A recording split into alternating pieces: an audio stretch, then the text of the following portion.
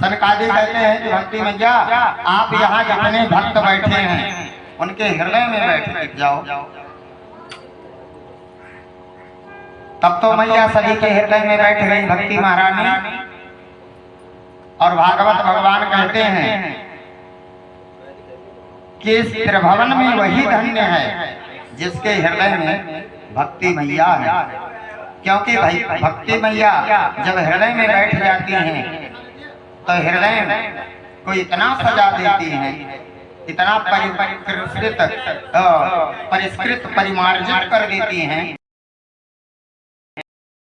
भगवान अपने लोक को वैकुंठ धाम को छोड़ करके उस भक्त के हृदय में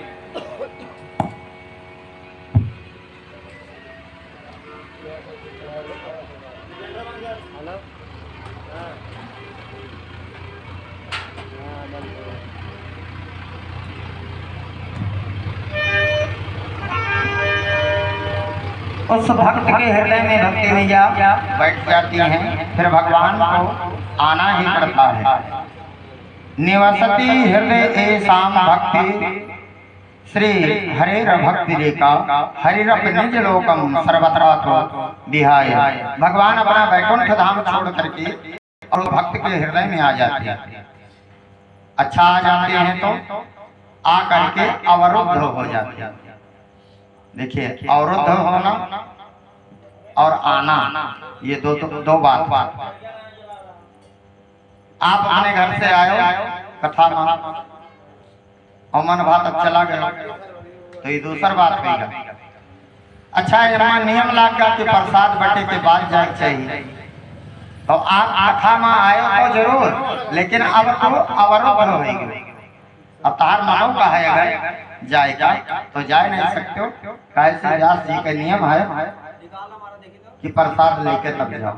तो जब तक व्यास जी कथा कही है तब तक के लिए तो अवरुद्ध होगी।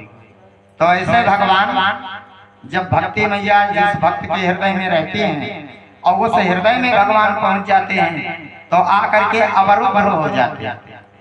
फिर जाना भी चाहे छोड़ करके तो जा नहीं सकते। इसीलिए किसी कवि ने कहा है अवरुद्ध हो गए भगवान अगर हृदय में और भगवान आ गए तो फिर अब जाएंगे कैसे, क्योंकि अवरुद्ध हो गए।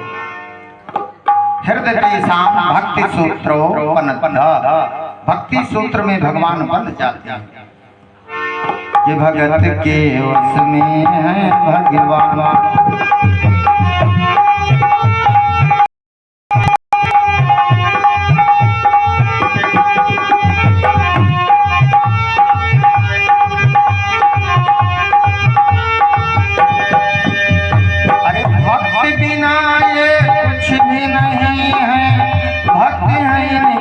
जान भगत के वश में है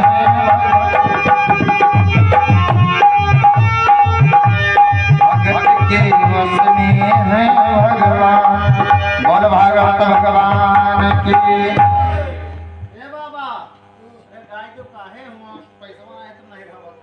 कहते हैं